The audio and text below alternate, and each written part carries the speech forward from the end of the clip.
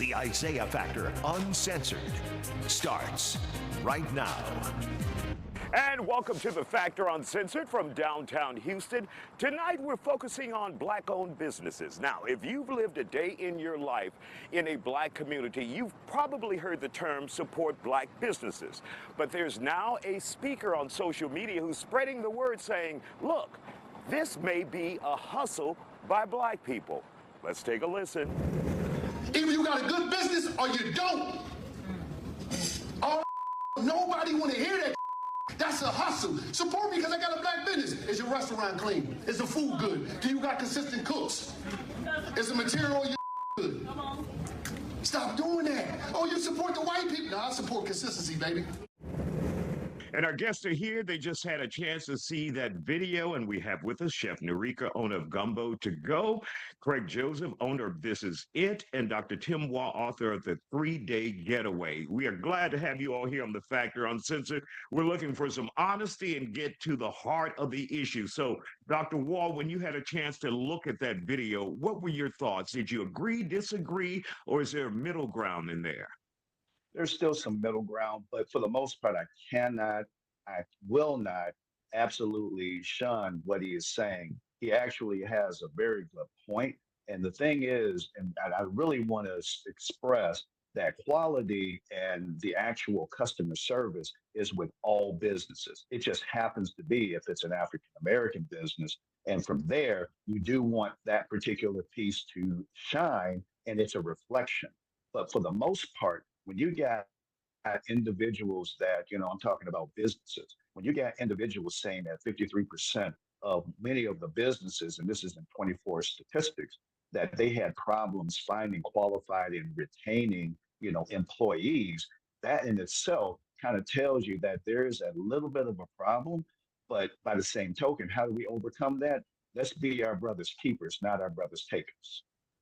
All right, and we have with us Craig Joseph, who is the owner of This Is It, a legendary Houston restaurant and staple in the community.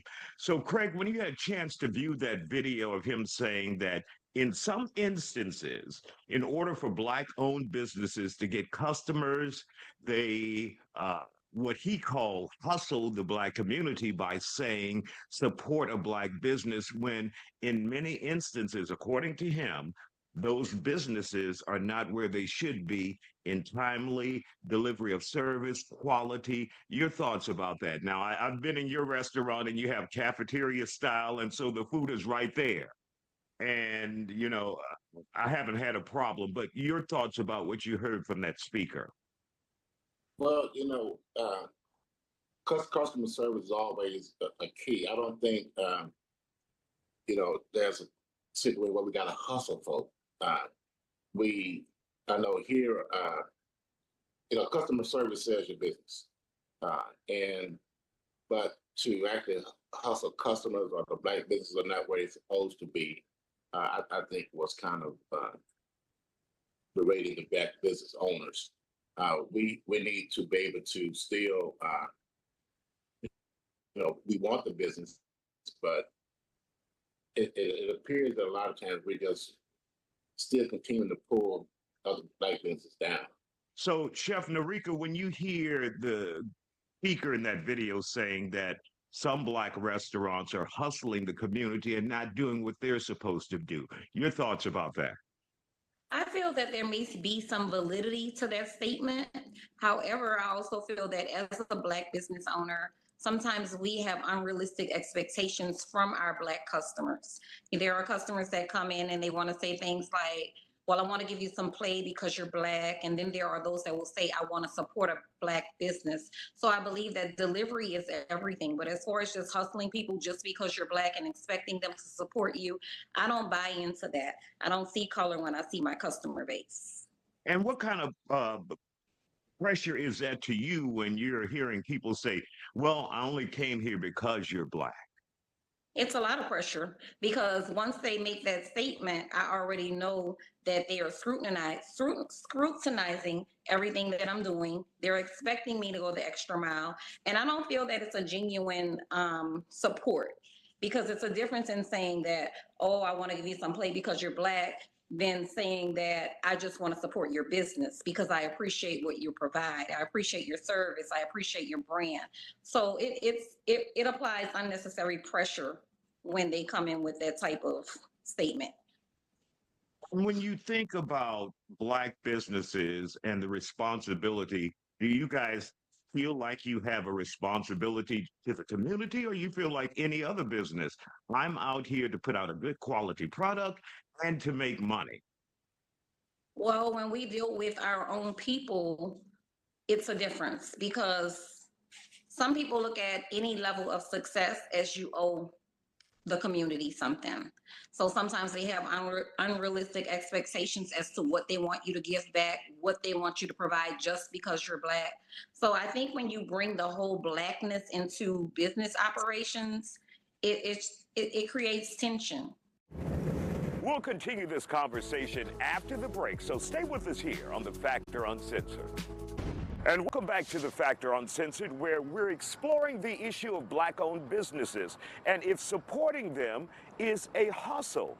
Let's continue our conversation. Dr. Wall, we're going to allow you to step right back in and continue this conversation. Well, I do believe that there is that question about what is it that you're getting. And I've heard many that would say that they would not, in many ways, support a Black business. But one thing that's really evident is that when you get that quality, when you really get that emotional feeling with that complete service, it's bar none. It's one of those feelings that makes you not only want to come back, they actually do feel that that particular business is that business for them. There are many things that I can't find in the store. There are things that I can't order, but I can find it from a Black business, and I will definitely support, even though there might be a price difference or whatever the case may be. The point is that trying to acquire what I want and knowing that their customer service of I got it and I want you to have it and what can I do for you, we do see more of that coming around, and we do see a lot of that. But I think the stereotype has been such a bad rap for Black businesses for so long that I think that it's time to change that.